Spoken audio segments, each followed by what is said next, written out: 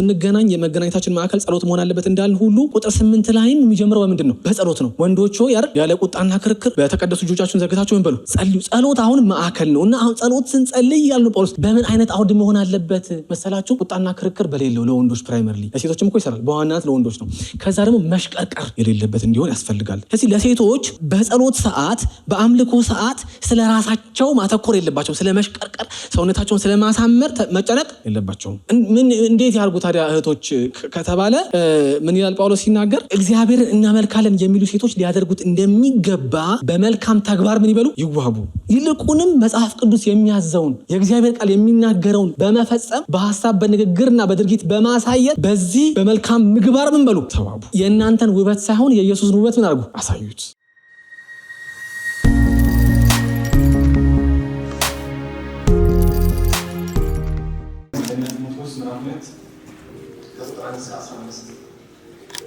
እንግዲህ ከሁሉ አስቀድሞ ልመናና ጸሎት፣ ምልጃና ምስጋና ለሰዎች ሁሉ ለነገስታትና ለባለስልጣናት ሁሉ እንዲደረግ አሳስባለሁ።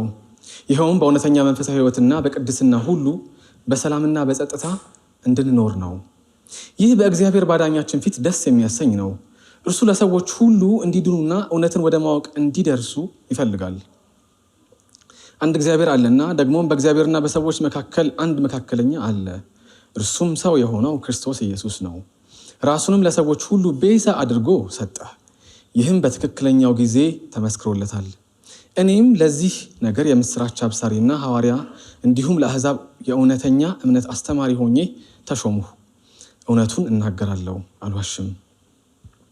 እንግዲህ ወንዶች በሁሉም ቦታ ያለ ቁጣና ያለ ክርክር የተቀደሱ እጆቻቸውን ወደ ላይ በማንሳት እንዲጸልዩ እፈልጋለሁ።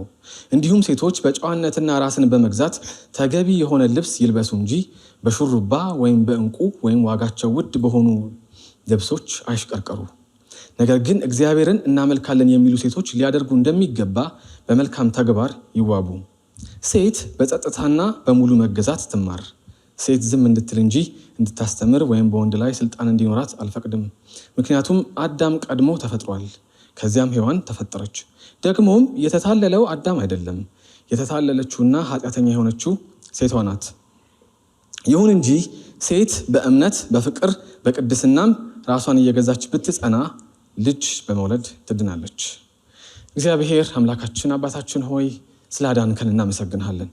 እግዚአብሔር ሆይ ቃልህን እንሰማ ዘንድ አንተን በዝማሬ እናመልክ ዘንድ በጸሎት አንተን እናዋራ ዘንድ ወደ ቤትህ ስለጠራህን ተመስገን።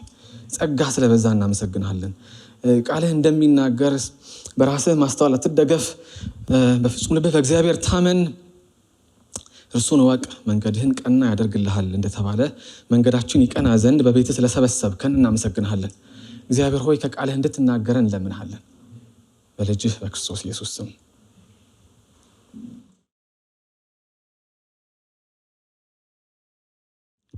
በጌታ በኢየሱስ ስም ሰላም እላችኋለሁ። እንዴት ሰነበታችሁ? አሜን። የአምላካችን የእግዚአብሔር ስም ከአጽናፈ ዓለም እስከ አጽናፈ ዓለም የተመሰገነ ይሁን። ዛሬ የምንጀምረው ሌላኛው ስፔሻል ቶፒክስ ብለን እያየን ነበረ። የምንጀምረው ዛሬ ደግሞ የመጋቢነት ወይም የመሪነት አገልግሎት በመጽሐፍ ቅዱስ የሚል ርዕስ ነው የሚሆነው። ይሄ ርዕስ ትንሽ ከሌሎቹ ርዕሶች ለየት ይላል እና በተቻለ መጠን ሰከን ብለን የምንማረው ይሆናል ማለት ነው። ልጅ እያለን ይመስለኛል 7ኛ ክፍል ወይ 6ኛ ክፍል እያለን አንድ ጓደኛ የነገረኝ ትዝ ይለኛል። እሱም እንደኔ 6ኛ ክፍል ነበር፣ ግን ከሱ የሚያንሱ 3ኛ ክፍል ወይም 2ኛ ክፍል የሆኑ ልጆች ብቻ ያሉትን ነገር ነው የነገረኝ እና እሱ ቁጭ ብሎ ትምህርት ቤት ውስጥ እንደምታውቁት ፖስተር ምናምን ይለጠፋል አይደል? አያጣንም እንደዚህ ነገር በቃ ማስታወቂያ ምናምን እና ማስታወቂያ ቦርድ ጋር ቁጭ ብሎ ነበር እሱ። 2 ህፃናት ራቅ ብለው ቆመዋል አለ እና ከዛ የሆነ የተለጠፈ ፖስተር አለ እና ህፃናቱ ይከራከራሉ አለ። አንደኛው ግመል ናት ይላል፣ አንደኛው ሰጎን ናት ይላል። ኧረ ይላል ያኛው ሰጎን 4 እግር ነው እንዲህ ያላት ይላል አለ እና ሙግቱ ሰጎን ነች ወይም ጌታ ይባርክ ግመል ነች ነው። ከሁለቱ አይወጣም። ግን ሰጎን ትሁን ግመል ማወቅ የሚቻለው ምን ሲያደርጉ ነው? ቀርበው አይደል? እንደዛ ነው ይሄ ቶፒክ የሚሆነው። ቀርበን አይደል ቃሉን ገልጠን ስናነብ ነው የምንረዳው። ከሩቅ ሆኖ እንትን ነው እንትን ነው ቢባል አስቸጋሪ ነው የሚሆነው በርቀት ስለሆነ ማለት ነው። ስለዚህ እኛ ሳንሆን የኛ ሐሳብ ሳይሆን የእግዚአብሔር ቃል የሚለውን ምን እናደርጋለን? ቀርበን ወደ ዙፋኑ አይደል ወደ ቃሉ ቀርበን እንማራለን ማለት ነው። እንደምታውቁት ይሄ አሁን ያነበብነው ክፍል አንደኛ ጢሞቴዎስ ነው። እዚህ የቲቶና የጢሞቴዎስ መጽሐፍት የመጋቢያን መጽሐፍት ተብለው ይታወቃሉ። በጣም ትኩረታቸው አይደል የሆነው ለመጋቢዎች ነው በዋናነት። ከዛ በኋላ ደግሞ ለሁሉም ምእመን ነው የሚሆነው። ግን በጣም አተኩረው የሚናገሩት የመጋቢነት አገልግሎት፣ የእረኝነት አገልግሎት፣ የመሪነት አገልግሎት ምን መምሰል አለበት የሚለውን ነው የሚናገሩት።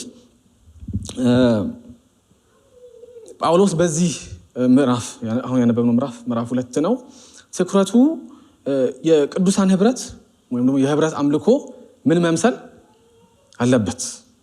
አለበት ለሚለው ጥያቄ ለቤተ ክርስቲያን የሰጠው መመሪያ ነው። አዲሱ መደበኛ ትርጉም ለያዛችሁ ሰዎች ርዕሱን አይታችሁት ከሆነ የሚለው የአምልኮ ምን ወይም ስለ አምልኮ የተሰጠ መመሪያ እና 6ኛ ክፍል እያለን አማርኛ መመሪያችን መመሪያ የሚል ይጽፉ ነበር እና ልጅ ስለነበርኩኝ ይሰለችናል። ሁሌ መመሪያ የሚሉት ግን አሁን መመሪያውን ያላነበበ ሰው ጥያቄውን ማድረግ አይችልም አይደል? ምረጥ ተብሎ ዝርዝር ሐሳብ ቢጽፍ ትርጉም የለውም፣ ኤክስ ነው አይደል? እውነት ሐሰት ተብሎ አይደል ሐለ ቢል ምንድነው የሚሆነው? ስለዚህ መመሪያ በጣም አስፈላጊ ነው። ይሄ ክፍል ያነበብነው ክፍል ጳውሎስ ስለ ቤተ ክርስቲያን አምልኮ የሰጠው ምንድነው? መመሪያ ነው። ስለዚህ እኔ የመሰለኝን አይደለም የቤተ ክርስቲያን አምልኮ የሚመስለው። አንዳንድ በትምህርተ ጥቅስ ውስጥ ቤተክርስቲያን የሚመስሉ ቤተክርስቲያን ናቸው አይደል የሚለውም ሌላ ጉዳይ ነው፣ አልገባም እሱ ውስጥ። ግን አንዳንድ በትምህርተ ጥቅስ ውስጥ ያሉ ቤተክርስቲያናት ጉባኤው የሚመስለው ሰውየውን ነው አይደል? ግን መጽሐፍ ቅዱስ ክሊር የሆነ መመሪያ አስቀምጧል። በአምልኮ ጊዜ ቤተክርስቲያን እንዲመምሰል አለባት የሚል እና የጳውሎስ ትኩረት በዚህ ክፍል እሱ ነው። ይሄ መመሪያ ለዛ ዘመን ብቻ የተሰጠ አይደለም፣ በጊዜና በቦታ ምን ማይደረግ ነው ማይገደብ ነው። ራሱ መጽሐፍቶቹ ምንዳቸው የመጋቢያን መጽሐፍት ምንላቸው ናቸው። በጊዜና በቦታ አይገደቡም። በኋላ እናያለን። አንዳንዶቻችሁ ለምንድን ነው የማይገደበው የሚል ይገደባል እና ያለን በኋላ ይገባኛል። ስለዚህ አሁን ጳውሎስ በዚህ ክፍል ሲጀምር ትኩረቱ የቤተክርስቲያን አምልኮ ምን መምሰል አለበት ነው እና እንትን አይደለም ይሄ እያንዳንዱ አማኝ ምን አይነት ባህሪ ሊኖረው ይገባል የሚል አይደለም ዋናው ሐሳብ። በዛ ውስጥ ኦፍ ኮርስ እያንዳንዱ አማኝ ምን አይነት ባህሪ ሊኖረው ይገባል የሚለው እናገኛለን። ግን ትኩረቱ ምንድነው? የአምልኮ ምን መመሪያ፣ ቅዱሳን በጋራ እግዚአብሔርን ለማምለክ ሲሰበሰቡ እንዴት ሆነው እግዚአብሔርን ምን ያርጉ ያምልኩ፣ እንዴት ብለው ይዘምሩ፣ እንዴት ብለው ይጸልዩ፣ እንዴት ብለው እግዚአብሔርን ቃል ይማሩ የሚል መመሪያ የሰጠበት መጽሐፍ ነው።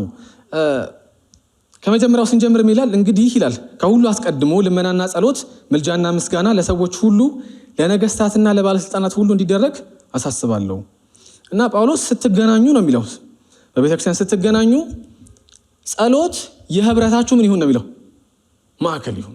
ጸሎት የህብረታችሁ ማዕከል ይሁን። በጣም መሰረታዊ ነገር ነው ጸሎት ይላል ጳውሎስ ማዕከል ይሁን እና ሁሉም አይነት ጸሎት ነው ደግሞ ልትጸልዩ የሚገባው። አሁን ብዙ አይነት ጸሎት አለ የሚለው ጳውሎስ ይሄ ለመረዳት እንዲያመቸን ነው። ምን ይላል? ለምሳሌ ልመና አለ። እግዚአብሔር ካቀርበን ምን እናደርጋለን? አባት ስለሆነ እግዚአብሔር እንለምነዋለን አይደል? መልሱ ምንም ይሁን እሺም ሊሆን ይችላል አይደል? እምቢም ሊሆን ይችላል፣ ቆይም ሊሆን ይችላል። እግዚአብሔር ቬንዲንግ ማሽን አይደለም አይደል? የሆነ ነገር ከተን የፈለግነው የምናወጣበት አይደለም አይደል? እግዚአብሔር ፐርሰን አይደለ? ለእኛ የሚሆነውን ስለሚያውቅ እሺም እምቢም ቆይም ይላል። ግን እግዚአብሔር ምን ይደረጋል? ይለመናል። እዚህ በጣም ማዕከላዊ ነው። መለመን አለባችሁ፣ መማለድ አለባችሁ። በሐዘን ውስጥ በህመም ውስጥ በመከራ ውስጥ ላሉ ሰዎች መማለድ አለባችሁ። ሰልፍ ሴንተርድ አትሁኑ። በቃ ራስ ተኮር ብቻ አትሁኑ። በቃ እኛ እያመለክን ከሆነ ሰላም ከሆነ ምን አገባን አይባልም። ስለ ሀገር ምን ይደረጋል? ይማለዳል። ስለ ጎረቤት ሀገር ምን ይደረጋል? ይማለዳል። በመከራ ውስጥ ስላሉ ህዝቦች ምን ይደረጋል? ይለመናል። እግዚአብሔር ምልጃ አቅርቡ። ኦን ቢሃፍ ኦፍ አዝ በሌሎች ፋንታ እናንተ እግዚአብሔር እድልና ጊዜ ከሰጣችሁን በሉ ምልጃ አቅርቡ ይላል ጳውሎስ። አቅርቡ። ምስጋና እግዚአብሔር ይመሰገናል። ደግሞ የሚገርማችሁ ነገር በጣም ይጎለናል ምስጋና።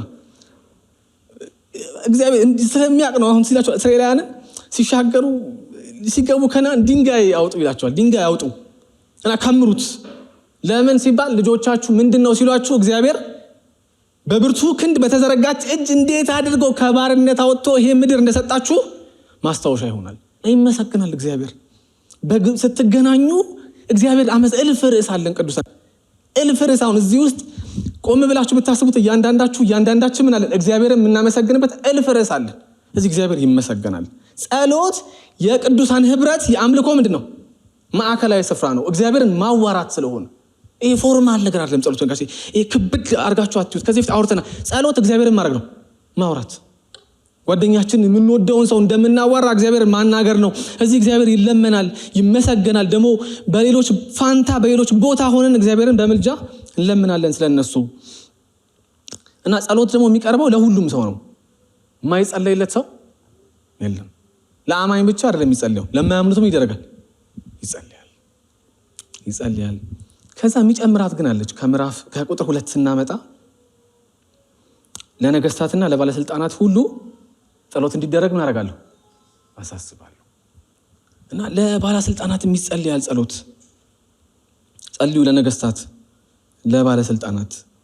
እና ለምንድን ነው ለባለስልጣናትና ለነገስታት የምንጸልየው ያለ እንደሆነ አንደኛ እግዚአብሔር በዙፋኑ ሆኖ በነገስታትና በባለስልጣናት ላይ ማን ነው ባለስልጣን? እግዚአብሔር ነው። ምሳሌ መጽሐፍ ሲናገር ነገስታት በእኔ ይነግሳሉ፣ ገዢዎችም ትክክል የሆነውን ህግ ምን ያደርጋሉ? ይደነግጋሉ። በማ? በእኔ በእግዚአብሔር። እና በጣም መወደው ጥቅስ አለ ምሳሌ 21:1 የንጉስ ልብ በእግዚአብሔር እጅ ነው። የማ ልብ? የንጉስ እጅ። በቃ ጦር አለኝ ምን አለኝ ብሎ የሚያስቸግረው ሰውዬ ልቡ በማን? በቃ አንተ ለእግዚአብሔር ትናገራለህ ካስቸገረ። በቃ ምንም እኮ የምሬ ነው። ከባድ እኮ አይደለም። ጋሼ መሳሪያ ይዘጃለ እንዴ አንተ? ሄደህ ወደ ላይ እያየህ አይደለም ወይ ትላለህ። በቃ እንደምባቆም ምን ይላል? የንጉስ ልብ በእግዚአብሔር እጅ ነው፣ እርሱም እንደ ቦይ ውሃ ደስ ወደ አሰኘው ምን ያደርገዋል? ይመራዋል። የነገስታትን ልብ ወደ ወደደው ምን ያደርጋል? በቃ ለአማኝ ይሄ ነው። አየህ፣ ለአማኝ የሚያደርገው ምንድነው? አባቱን ስለሚተማመን አምላኩም አንድ ሆነ ስለሚያውቅ የነገስታትን ልብ እንደ ወንዝ ውሃ እንደ ቦይ ውሃ ወደ ወደደው ስለሚያፈስ ምን ይደረጋል? ይጸልያል ለነገስታትም። እግዚአብሔር ገዢ ነው። ለዛ ነው ኢየሱስ ጲላጦስ ፊት ቀርቦ ምን አለው? ከላይ ባይሰጥ ኖሮ በእኔ ላይ ስልጣን። እዚህ ስልጣን ሁሉ ከማን ነው? እዚህ ነገስታትም ገዢዎችም ገዢ አላቸው። እዚህ ወደ እሱም ይደረጋል፣ ይጸልያል። ጸሎት የቅዱሳን ህብረት ማዕከል ነው። ግን ሌላ ምክንያት አለ የምንጸልይበት። እግዚአብሔር ገዢ ስለሆነ እንጸልያለን። የእነሱ ገዢ ስለሆነ ልባቸውን ወደ ወደደው ስለሚያፈስ እንጸልያለን። ግን ቁጥር 2 ላይ ስትሄዱ ጸልዩ ይልና ይኸውም ይላል በእውነተኛ መንፈሳዊ ህይወትና በቅድስና ሁሉ በሰላምና በጸጥታ እንድንኖር ነው። ወንድም አለ መጀመሪያ የምትጸልየው ለራስ ነው አይደል? ብትጸልይ ለነገስታቱ ምን ታገኛለህ? ሰላምና ጸጥታ ታገኘ። ባትጸልይስ እያየን ነው አይደል? ስለዚህ ይጸልያል። ጸልይ ግድ የለህም። አንደኛ እግዚአብሔር ሁሉን ቻይ ነው። ልባቸው ወደ ወደደው ያፈሳል። ግን ምን በል ደግሞ ብትጸልይላቸው በሰላምና በጸጥታ ማድረግ ትችላለህ፣ መኖር ትችላለህ። ሰላምና ጸጥታ ማይፈልጋል ወይ አይደል? አገር እኮ ይፈልጋል። አሁን እኛ እኮ ሰላም ሚኒስትር አለ። በጣም ሰላም የሚፈለግ ነገር ነው። እሱን ከፈለክ ለነገስታትና ለገዦች ምን በል ጸልይላቸው። እግዚአብሔር ጥበብ እንዲሰጣቸው ማስተዋል እንዲሰጣቸው ልክ የሆነውንም እንዲያደርጉ እንዲወስኑ ጸልይላቸው። የዚህ ጥቅም ምን መሰላችሁ? ይሄ ማህበራዊ፣ ፖለቲካዊ፣ ኢኮኖሚያዊ መረጋጋትን እንዲያመጣ ነው ግቡ። ግን ይሄ ማህበራዊ፣ ፖለቲካዊ፣ ኢኮኖሚያዊ መረጋጋት ዋናው ግብ ነው ወይ ስትሉት አይደለም ይላል ጳውሎስ። አይደለም። ዋናው ግቡ መሰላችሁ አማኞች ዝም ብለው በጸጥታና በሰላም እንዲኖሩ ብቻ ሳይሆን በጸጥታና በሰላም የመኖራቸው ዓላማ ወንጌልም እንዲያደርጉ ነው፣ እንዲመሰክሩ ነው አይደል? አይታችሁት ከሆነ ይላል በእውነተኛ መንፈሳዊ ህይወትና በቅድስና ሁሉ። ስለዚህ በሰላምና በጸጥታ እንድንኖር የሚጠበቅብን በምንድን ነው? በእውነተኛ መንፈሳዊ ህይወትና በቅድስና እንድንመላለስ ይጠበቃል። ወንጌልን በአፋችንም በኑሯችንም እንድናደርግ እንድንመሰክር ያስፈልጋል። እየኖርነው ነው ወይ ነው ጥያቄ። በተለይ የኢትዮጵያን ቤተክርስቲያን ታሪክ ስትመለከቱ፣ በተለይ ለወንጌላውያን ነው የማወራው። የኢትዮጵያ ወንጌላውያን ቤተክርስቲያን ታሪክ በብዙ መሰደድ ውስጥ የነበረ ቤተክርስቲያን ልክ ነፃነት ሲያገኝ ተለቀቀ፣ ግቡን ሳተ ማለት ነው። ስለዚህ ምን ሊሆን ይችላል ማለት ነው? ስንገምት የቤተክርስቲያን ታሪክ ስናጠና መከራ ሊመጣ ይችላል ማለት ነው። በቃ እንደዛ ነው። እግዚአብሔር እድል ይሰጥና አይ በቃ ሰላምና ጸጥታ ሲሰጠኝ፣ እርጋታ ሲሰጠኝ እንደፈለኩ ነው መሆነው ሲል ሰው ይደረጋል። ማጥሪያዋ ትመጣለች፣ መከራ አይደል? ከዚህ መከራ ጎበዝ አስተማሪ ነው። በቃ የሚያስቸግረው ሰውዬ በቃ አንድ ገጽ ለማጥናት ሲታመም 6 ምዕራፍ ይጨርሳል። ባንዴ ይመጣል። ጳውሎስ ግቡ የኢኮኖሚ፣ የማህበራዊ፣ የፖለቲካዊ ሰላም መረጋጋት ካገኛችሁ እናንተ በመንፈሳዊ ህይወት በመመላለስ በእውነተኛ መንፈሳዊ ህይወት በመመላለስ በበጎ ምግባር ወንጌልም እንድታደርጉ ነው፣ እንድትመሰክሩበት ነው። እንጂ ዝም ብሎ አይደለም ግቡ። ሌላስ ምክንያት አለን የምንጸልይበት? ጳውሎስ ለምን ጸሎት የህብረት ማዕከል ነው የምትለን በዚህ መመሪያ ውስጥ ስንለው ምን ይላል አለ? ሌላ እግዚአብሔር ይህ ይላል ጸሎት ማለት ነው ይህ በአዳኛችን በእግዚአብሔር ፊት ደስ የሚያሰኝ ነው። እናንተ ተጠቀማችላችሁ ብቻ ሳይሆን ሰላምና እርጋታ አግኝታችሁ ትኖራላችሁ ብቻ ሳይሆን ጸሎት መጸለይ፣ ስለ ሰዎች መማለድ፣ ምስጋና ማቅረብ፣ ስለ ነገስታት ስለ ገዢዎች መጸለይ በእግዚአብሔር በአዳኛችን ፊት ምንድነው ደስ የሚያሰኝ ነው። ትእዛዝ ብቻ አይደለም ጸሎት እያለ ነው ጳውሎስ። ይኸውላችሁ ጸሎት በራሱ የሚያመጣው መልካም ውጤት አለ ታዩታላችሁ። ከዛ በላይ ግን እግዚአብሔር በእናንተ ጸሎት ምን ይሰኛል? ደስ ይሰኛል። ስለዚህ እግዚአብሔር ደስ ተሰኝቶ ለጸሎታችሁ በሚሰጠው መልስ ፍሬውን ምን ታደርጋላችሁ? ትበላላችሁ። አንድ የምነግራችሁ ምሳሌ አለ ስለ ጸሎት። አሁን ይህን አታምኑኝም፣ ግን ሄዳችሁ ጉግል ታደርጋላችሁ ታሪኩን። እንደተለመደው ከምዕራባውያኑ ዓለም የመጣ ምሳሌ ነው። ፒተር ሪችሊ እና ሳራ ሪችሊ የሚባሉ ሰዎች ናቸው።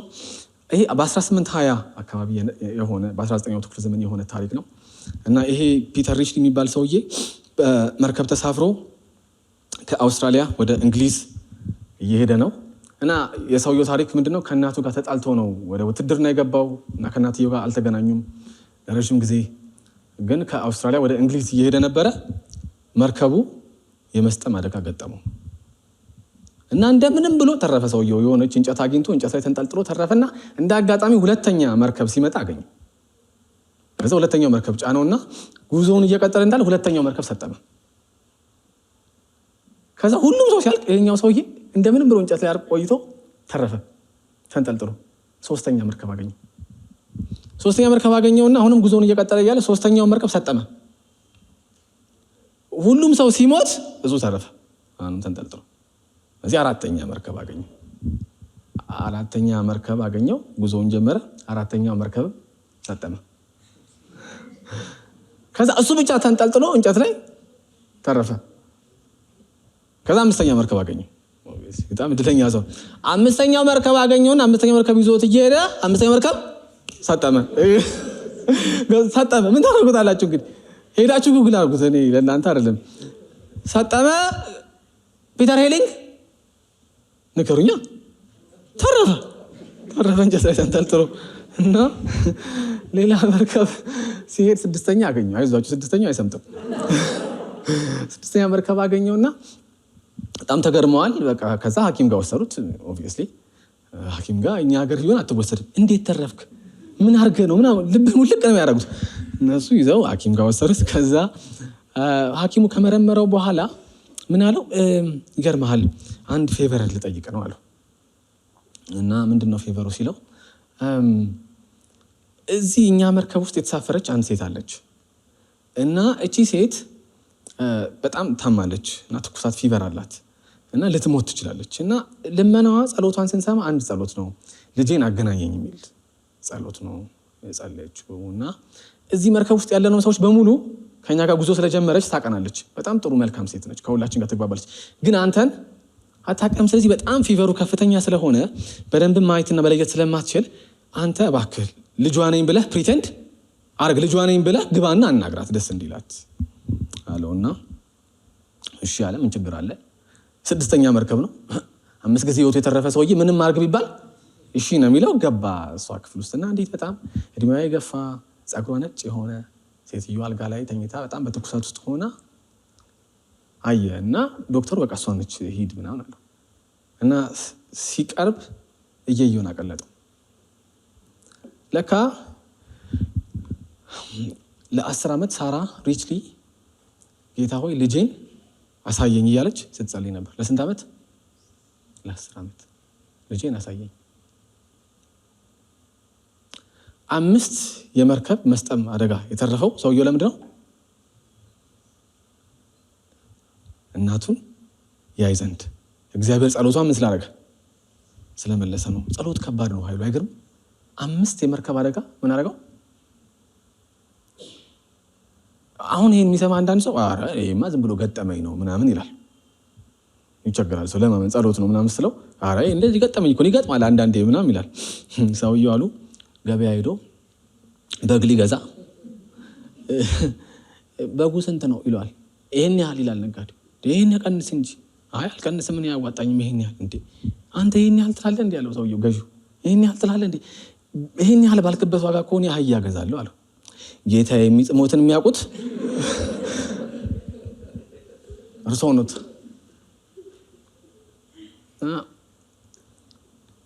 ጳውሎስ ጸሎት የህብረት ማዕከል ነው። እግዚአብሔር ጸሎትን ምን ያደርጋል? ይመልሳል። እኛ አንዳንዴ በሚገባን መልኩ ሊሆን ይችላል፣ አንዳንድ ጊዜ በማይገባን መልኩ ሊሆን ይችላል። እግዚአብሔር ጸሎትን ግን ምን ያደርጋል? ይመልሳል። እና የህብረት ማዕከሉ ጸሎት ነው ይላል። መመሪያ ነው የሚሰጠው ጳውሎስ። እና የህብረት ማዕከሉ ጸሎት ነው ይላል። ከዛ ቁጥር 4 ጋር ሲሄድ ጳውሎስ ትንሽዬ ሌላ ቶፒክ ይጀምራል። ምን ይላል መስላችሁ? ምክንያቱም ቁጥር 3 ላይ ይህ በእግዚአብሔር ባዳኛችን ፊት ደስ የሚያሰኝ ነው ካለ በኋላ ቁጥር 4 ጋር ሲደርስ እርሱ ሰዎች ሁሉ እንዲድኑና እውነትን ወደ ማወቅ እንዲደርሱ ምን ያደርጋል? ይፈልጋል ይላል። ትንሽ ማብራሪያ ይሰጣል። እስከ ቁጥር 7 ድረስ ስናየው ታዩታላችሁ። ወጣ ብሎ ከርዕሱ ማብራሪያ ነው የሚሰጠው። እና እግዚአብሔር ሰዎች ሁሉ እንዲድኑና እውነትን ወደ ማወቅ እንዲደርሱ ይፈልጋል። ስለዚህ ሁለት ነገር ነው እግዚአብሔር የሚፈልገው። አንደኛ ሰዎች ምን እንዲያደርጉ እንዲድኑ እግዚአብሔር ይፈልጋል። ሁለተኛ ነገር ደግሞ እውነትን ወደ ማወቅ እንዲደርሱ እግዚአብሔር ምን ያደርጋል? ይፈልጋል። ሁለቱ በጣም የሚለያዩ ነገሮች አይደሉም፣ ግን ደግሞ ለየብቻም ልናያቸው እንችላለን። ግን ሀሳቡ አንድ ነው። ምን ማለት መሰላችሁ? አሁን እዚህ ጋር ሰዎች ሁሉ ሲል ሚስ አንደርስታንድ እንዳታረጉት ጢሞቴዎስ በቃ ሰው ሁሉ እያለ አይደለም ያለው። ጢሞቴዎስ ላይ ጳውሎስ እየተናገረ ያለው በኋላ ቁጥር 6 ጋር እናየዋለን። ሰዎች ሁሉ የሚለው እግዚአብሔር ያለው የማዳን እቅድ ለአይሁድ ብቻ አይደለም፣ ወይም ደግሞ ለአሕዛብ ብቻ አይደለም። ከየህዝቡ ሁሉ እግዚአብሔር፣ ከየነገዱ ሁሉ፣ ከየቋንቋው ሁሉ እግዚአብሔር ሰዎች እንዲድኑ ምን ያደርጋል? ይፈልጋል። እሱም ብቻ ሳይሆን ደግሞ እነዚህ ሰዎች እውነትን እንዲያውቁ፣ የመዳንን እውነት እንዲያውቁ እግዚአብሔር ምን ያደርጋል? ይፈልጋል። ወደዚህ እውቀት እንዲደርሱ ይፈልጋል ነው የሚለው። ስለዚህ ስንጸልይ ኮንሰርንድ መሆን አለብን። ስለኛ ብቻ ሳይሆን ስለ ሌሎች ህዝቦችም ማድረግ አለብን። መለመን አለብን፣ መጸለይ አለብን። ይሄ የእግዚአብሔር ምን ስለሆነ መሻት ስለሆነ እግዚአብሔር ሰዎች ሁሉ ከቋንቋ ከነገድ እንዲድኑ ምን ያደርጋል? ይፈልጋል። ስለዚህ የቤተክርስቲያን ጸሎት ስለ አንድ ሀገር ብቻ መሆን የለበትም። ስለ አንድ ህዝብ ብቻ መሆን የለበትም። ስለ አንድ ብሔር መሆን የለበትም። ለህዝብ ሁሉ፣ ለሰዎች ሁሉ ቤተክርስቲያን ምን ታደርጋለች? ትጸልያለች። ምን ይሆን ዘንድ? ሰዎች ሁሉ ከየቋንቋው ከየነገዱ ምን ያደርጉ ዘንድ? ይድኑ ዘንድ። ሰዎች ሁሉ እውቀትን በማወቅ ምን ያደርጉ ዘንድ? ያድጉ ዘንድ። ይህን ስትመለከቱ ይላችሁ ጳውሎስ ይላል ሮሜ 11-14 ላይ ይኸውም የገዛ ወገኖቼን እንዲቀኑ አነሳስቼ ከእነርሱ ጥቂቱን ለማዳን ተስፋ በማድረግ ነው ይላል። እና ሁሉም እስራኤላዊ እንዲድን ሳይሆን ከወገኖቼ ከእስራኤላውያን ዘንድ ጥቂቱን ምን አደርግ ዘንድ? አድን ዘንድ ይላል። ስለ አሕዛብስ ያላችሁ እንደሆነ አንደኛ ቆሮንቶስ 9:22 ላይ ደካሞችን እመስል ዘንድ ከደካሞች ጋር እንደ ደካማ ሆንኩ ይላል ጳውሎስ። እንደ ደካማ ሆንኩኝ ከደካሞች ጋር በሚቻለኝ ሁሉ አንዳንዶችን አድን ዘንድ ከሁሉም ጋር ሁሉን ነገር ሆንኩ። እዚህ የጳውሎስ ሐሳብ ሰዎች ሁሉ እንዲድኑ ሲል እንዳትሉ በቃ ሁሉም ሰው እንዲድን አይደለም እያለ ያለው ጳውሎስ። ከየነገዱ ከየቋንቋው ሰው ይድን ዘንድ የእግዚአብሔር ምንድን ነው? ፈቃድ ነው። የእግዚአብሔር ሐሳብ ነው። ደግሞ ወደ እውቀት፣ ወደ የትኛው እውቀት ያላችሁ እንደሆነ እውነትን ወደ ማወቅ እንዲደርሱ ምን ያደርጋል? ወደሚያድነው እውቀት እንዲደርሱ እግዚአብሔር ይፈልጋል ይላል። ስለዚህ ይሄ እውቀት አንድ ነው። እግዚአብሔርንና በእርሱና በእኛ መካከለኛ የሆነው ኢየሱስን ማወቅ ነው። ክርስትና ኤክስክሉሲቭ ነው። አያቅፍም። በቃ አቃፊ አይደለን እንዳለ መታደል ሆኖ ክርስትና ምን ብለው በኢየሱስ ከሆነ ወደ መንግስተ ሰማያት ምን ታደርጋለህ? ትገባለህ። ያለ ኢየሱስ ግን መጨረሻ የት ነው? ገሃነም ነው ይላል። እና ይሄን የሚለው ስለሚወድ ነው። እና የጳውሎስ ትኩረት የሚያድን እውቀት የሚለው እግዚአብሔርንና በሰዎችና በእግዚአብሔር መካከለኛ የሆነውን ኢየሱስን ማወቅ፣ ወደዚህ እውቀት ሰዎች እንዲደርሱ የእግዚአብሔር ምንድን ነው? ፈቃድ ነው። ስለዚህ ቤተክርስቲያን ስለዚህ አበክራ መጸለይ አለባት ነው የጳውሎስ ሙግት። ምን ያህል እንጸልያለን ብዬ አስባለሁ። ሰዎች እንዲድኑ ምን ያህል ትኩረት ሰተን፣ ልክ ከሌሎች ርዕሶቻችን እኩል ትኩረት ሰተን ሰዎች ይድኑ ዘንድ ወደሚያድነው አይደል እምነትን ወደሚሰጠው እውቀት ይደርሱ ዘንድ ምን ያህል በዕለት ተዕለት በጸሎት ፕሮግራሞቻችን ውስጥ እናካታለን? ጳውሎስ ይሄ ግዴታ መካተት አለበት፣ የእግዚአብሔር ምን ስለሆነ ሐሳብ ስለሆነ ይላል። ለዚህ ነው ቁጥር 5 ጋር ሄዶ አንድ እግዚአብሔር አለና ደግሞም በእግዚአብሔርና በሰዎች መካከል አንድ መካከለኛ አለ፣ እርሱም ሰው የሆነው ክርስቶስ ኢየሱስ ነው ይላል። ስለዚህ በእግዚአብሔርና በሰዎች መካከል አንድ መካከለኛ ነው ያለው። እግዚአብሔርም ቢሆን አንድ ነው። ልክ በብሉይ ኪዳን የተደገመውን የተናገረውን ነገር ነው ጳውሎስ እዚህ ጋር የሚደግመው። ዘዳግም ላይ ሲናገር እስራኤል ሆይ ስማ እግዚአብሔር አምላካችን እግዚአብሔር አንድ ነው። ስለዚህ ይሄ እውቀት ነው የሚያድነው። እግዚአብሔር ስንት ነው? አንድ ነው የሚለው እውቀት ነው የሚያድነው። ከዛ ግን አንደኛ ቆሮንቶስ ላይ ይላል መቼም ብዙ አማልክትና ብዙ ጌቶች አሉ፣ በሰማይም ሆነ በምድር አምላክ ተብለው የሚጠሩ አማልክት ቢኖሩም ለእኛ ግን ሁሉም ነገር ከእርሱ የሆነ እኛም ለእርሱ የሆንን አንድ አምላክ አብ አለን። እና ዓለም እንደሆነ ብዙ አማልክት አለ ትላለች። ይሄ ግልጽ ነው። ግን ያለው አምላክ ስንት ነው? አንድ ነው። እና ሰዎች ለወንጌል ምስክርነት ወደ ህንድ ሄደው ሲመሰክሩ ጌታ ይቀበላል። ጌታን ተቀበል ያድናል ምናምን አሜን ይቀበላል። በጣም ሄደው ገርማቸው ህንዳውያን እዚህ ወንጌል በጣም ክፍት አይደሉ እንዴ? ለወንጌል ምናምን አለ ኦፕን ናቸው ኦፕን አይደሉ እንዴ ምናምን ብለው በጣም ተገረሙ። ከዛ ልምድ ያለው ሚሽነሪ ነበርና አይደለም እኮ አሁን ስንነግሯቸው ኢየሱስ ያድናል ስትሏቸው 1001ኛ አድርገው ምን ያደርጉታል? ኢየሱስን ችግር የለባቸው። ጳውሎስ ግን የሚለው አንድ አምላክ አለ። ደግሞ በእግዚአብሔር በዚህ አምላክና በሰዎች መካከል አንድ መካከለኛ አለ። እርሱም ማን ነው? ኢየሱስ ክርስቶስ ነው። ስለዚህ የመዳን መንገድ ይሄ ብቻ ነው የሚለው። ስለዚህ ለዛ ነው ጳውሎስ አንድ እግዚአብሔር አለ፣ ደግሞ በእግዚአብሔርና በሰዎች መካከል አንድ መካከለኛ አለ፣ እርሱም ሰው የሆነው ኢየሱስ ክርስቶስ ነው። አንድ ነው መካከለኛው። ሰዎች ወደዚህ እውቀት መድረስ አለባቸው። ይሄን የሚያሳዝነኝ ነገር ውጪ እናስባለን እንጂ ውስጥ ገብቷል። አሁን ውስጥ ገብቷል። እኔ ነኝ መካከለኛ የሚሉ አይደል? እኔ ነኝ መካከለኛ፣ በእኔ በኩል ነው የምትሄዱት ወደ ጌታ የሚሉ ሰዎች መጥተዋል። የእነሱ መምጣት እኔ ችግር አይደለም። በነጋሽ ላይ ሐሰተኛ መምህራንና ነቢያትና ምናምን የተለመደ ነው። ከቤተክርስቲያን ታሪክ ጀምሮ በጣም ያለ ነው። የሚገርመኝ የሚከተላቸው ህዝብ ነው የሚያሳዝነኝ። እና ጠይቃለሁ አሁን እዚህ ጋር የተገለጸው የሚያድነው የእውቀት ሙላት ልክ ላይ ደርሰዋል ወይ? ያመነ ሰው ኢየሱስን ያወቀ ሰው መካከለኛ ነኝ ሲባል ወንድሜ ብሎ ይለያል። በቃ ድንበር ነው የማይጣስ ምንድን ነው ድንበር ነው። ጌታ አካውንት ውስጥ መከተው ነኝ እኔ አካውንት ክተቱ ሲል ሰውየው በቃ መልቀቅ እኮ ነው። ምን ሰራለህ አንተ? እኔ ነኝ ጌታ ጋር ማደርስ በእኔ በኩል ካልሆነ ቆርጠሃለሁ ሲል ምን ማለት ነው? ጸሎታችን ወደ ውጭ ብቻ መሆን የለበትም ለምላችሁ ትኩረት። የኔ ሐሳብ ውስጥ መጸለይ ያለብን አማኝነን ብለው ያሉ ሰዎች መካከለኛ የሆኑ ሰዎችን ማየት ከቻሉና እነሱ መካከለኛ ናቸው ብለው መቀበል ከቻሉ ለእነሱ መጸለይ አለበት። እየጸለይን ነው ወይ? ይሄ ጳውሎስ መመሪያ ነው። ጸልዩ። ቤተክርስቲያኑ ሰዎች ይድኑ ዘንድ እውነትን ወደ ማወቅ ይደርሱ ዘንድ ምን በሉ? ጸልዩ። ይሄ እግዚአብሔር ግን እዛው ጢሞቴዎስ ላይ ሲናገር አንደኛ አይታይም እና በማይቀረብ ብርሃን ውስጥ ምን ያደርጋል? ይኖራል ይላል ጳውሎስ አይደል? ራሱ ጢሞቴዎስ ላይ ብታዩ አንደኛ ጢሞቴዎስ 1:17 ላይ ምዕራፍ 6 ቁጥር 16 ብትሄዱ ደግሞ እግዚአብሔር በማይቀረብ ብርሃን ውስጥ ምን ያደርጋል? ይኖራል። ማንም እግዚአብሔርን ያየው የለም ይላል። ስለዚህ አሁን እንዴት ነው ጳውሎስ የምንጸልየው ያላችሁት እንደሆነ ለዛ እኮ ነው መካከለኛ የመጣው ይላችኋል። ይሄ በማይቀረብ ብርሃን ውስጥ የሚኖረውን እግዚአብሔር ትቀርቡት ዘንድ ጸሎታችሁን ወደ እሱ ታደርሱ ዘንድ ወደ እሱ ጋር ትመጡ ዘንድ ወደ ጸጋው ዙፋን ትቀርቡ ዘንድ ማመጣ መካከለኛ ላከላችሁ። ለዛ ነው እዚህ ጋር መሀል ላይ ገብቶ የሚያብራራው ስለ ጸሎት ካወራ በኋላ ከ1 እስከ 3 ከ4 እስከ 7 ያለውን ሌላ ነገር የሚያወራው ይሄ የማይቀረበውን እግዚአብሔር የምትቀርቡበትን መንገድ ሰጥቷችኋል። ማን ነው እሱ? ኢየሱስ ክርስቶስ። በምን እንቀርበው ነበር ቅዱሳን? በማይቀረብ ብርሃን የሚኖረውን በፍጹም ቅድስና ያለውን ሁሉን ቻይ ሁሉን አዋቂ የሆነውን ከኃጢአታችን ብዛት የተነሳ ጽድቃችን እንኳን የመርገም ጨርቅ የተባለው እኛ እንዴት አድርገን እንቀርበው ነበረ? መካከለኛው ባይኖር ኖሮ አለ መካከለኛ ይላል ጳውሎስ። አለ አንድ ነው ደግሞ እሱ፣ ሁለት አይደለም 3 አንድ ነው መካከለኛው። ይሄን የሚያጨልም ነገር ቢኖር የተረገመ ይሁን። ገላትያን ሄዳችሁ አንቡ። በጣም ጠንካራ ነው ጳውሎስ።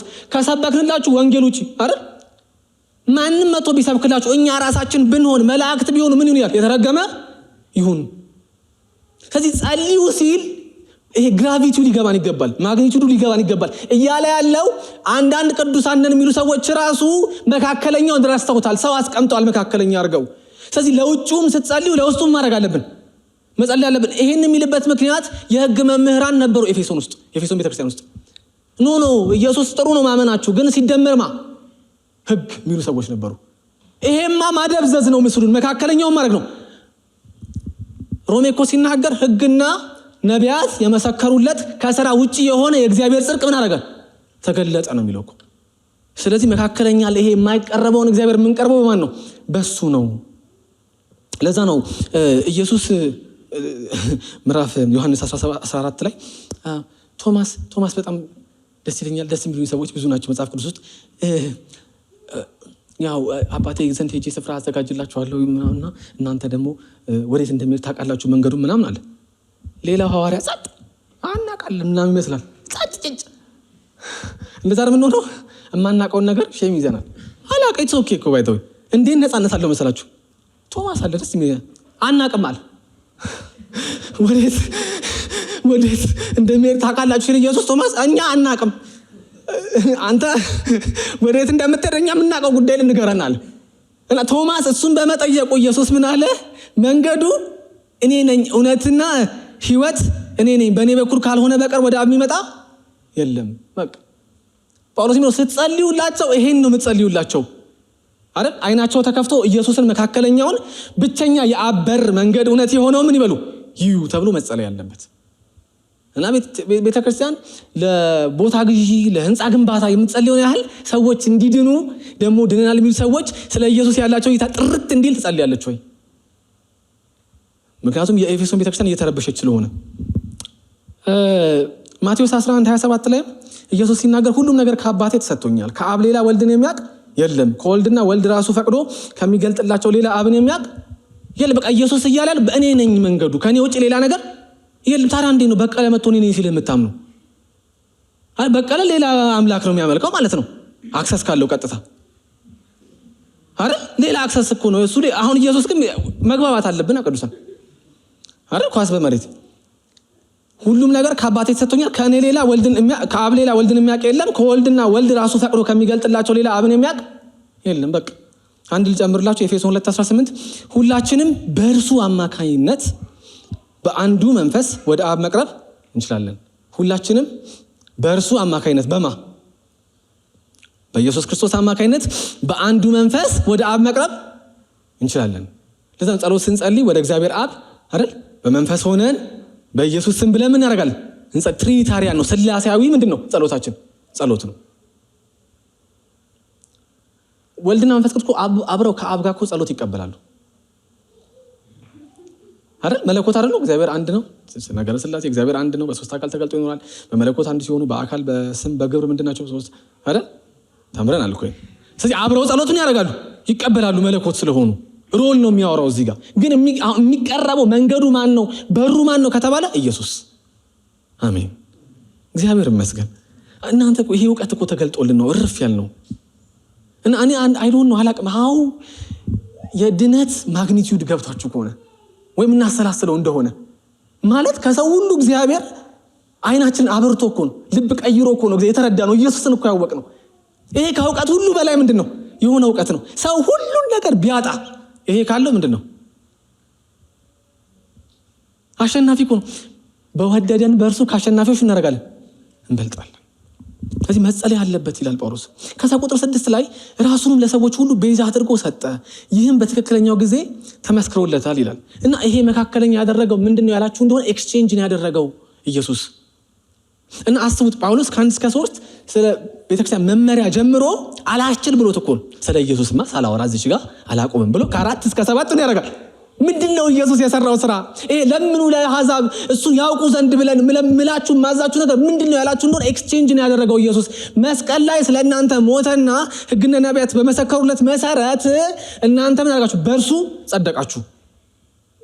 ኤክስቼንጅን የሆነው መስቀል ላይ የሆነው ክርስቶስ ኢየሱስ የእኛን ሁሉ ኃጢአት ወስዶ መስቀል ላይ ምን አደረገ? ስለኛ ተቀጣ አይደል? እንደዛ የምንለው ስለኛ ኃጢአት ምን አደረገ? ተቀብሎ የእኛን ሁሉ ተሸክሞ ሊቀ ካህንና አይደል መስዋዕት ሆኖ ምን አደረገ? ራሱን መስቀል ላይ አቀረበ። የእሱን ጽድቅ ደግሞ እኛ ምን አደረግን? ወሰድን። ኢምፒውትድ ራይቸስነስ የምንለው ባዕድ የሆነ ጽድቅ ነው ያለን እኛ ከኢየሱስ ተቀብለን። ኤክስቼንጅን ያደረገው ኢየሱስ እና ይሄ ዝም ብሎ ሞራል ኤግዛምፕል አይደለም፣ ምሳሌ አይደለም የምንከተለው። ኃጢአትን አስወገደልን። አሜን። የኃጢአትን ጉልበት ሰበረልን። አዩ መለኮታዊ ስራ ነው የተሰራው ነው የሚለው ጳውሎስ። መለኮታዊ ስራ ነው የተሰራው እና ይሄን ሲናገር አንደኛ ጴጥሮስ ላይ ከቀድሞ አባቶቻችሁ ከወረሳችሁት ከንቱ ከሆነ ህይወት የተዋጃችሁት በሚጠፋ ነገር በብር ወይም በወርቅ እንዳልሆነ ታውቃላችሁ። ቅዱሳን እዚህ ያለ ነው ተዋጅተን ነው። እንደ አባታችን ቢሆን ውሏችን ጫት ቤት ነው። እንደ አባታችን ቢሆን ውሏችን ሀብት ማከማቸት ነው። እንደ አባታችን ቢሆን ውሏችን እንደ ዲያብሎስ ቢሆን እንደ አባታችን ስለሆነ ማለት የነበረው ጌታ ይመስገን ነበር ነው ያልኩት። ቢሆን እንደዛ ቢሆን ኖሮ ብርጭቆ ጨብጠን ነበር የምንገኘው አይደል? ከከንቱ ህይወት እግዚአብሔር ምን ያደርጋል? በልጁ ደም ዋጀን።